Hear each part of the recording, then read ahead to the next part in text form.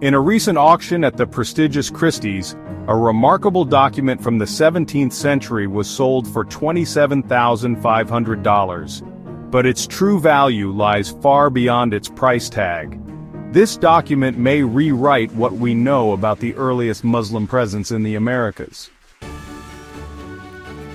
It's a property deed, yellowed with age but rich with history, and inscribed within it is the name of a man lost in time, Anthony Janzoon Vansalie, also known in colonial records as Anthony the Turk. He wasn't just any immigrant. According to experts at the Brooklyn Historical Society, Anthony may very well have been the first recorded Muslim settler in what would become the United States. But who was this man? Born in the early 1600s to a Dutch Muslim father, Jan Janzoon, who converted to Islam and became known as Murad Reis, a famous corsair and naval commander. His mother, a Moroccan woman from the historic city of Sal, a port city renowned for trade, piracy, and cultural fusion. That's where Anthony took his surname Vansalie, literally from sail. Raised in North Africa, Anthony later moved to Amsterdam, where he married a German woman named Grietje Reinier. Together they embarked on a bold journey to the New World in 1630, as part of a Dutch colonial mission organized by the Dutch West India Company. Their destination? A budding colony known then as New Amsterdam, today's New York City.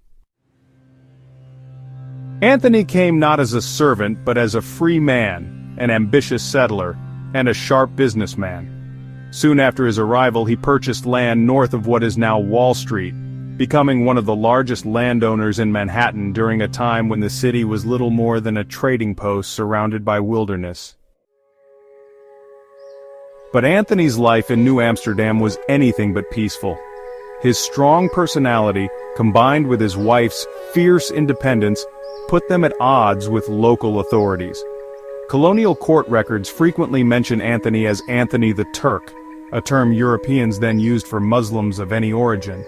His mixed heritage, religion, and assertiveness didn't sit well with the colonial elite.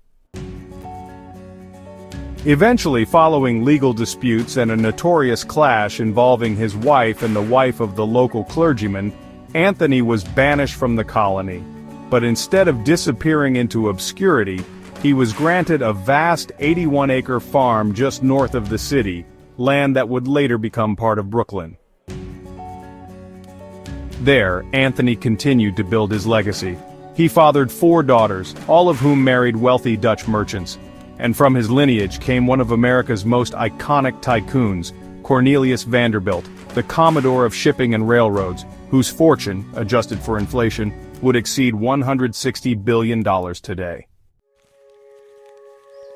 Historical clues suggest Anthony held on to his Muslim roots. Among the artifacts once attributed to him was a copy of the Quran, reportedly sold at auction in the early 20th century. While it remains unclear how devout he remained in his faith, the record is undeniable.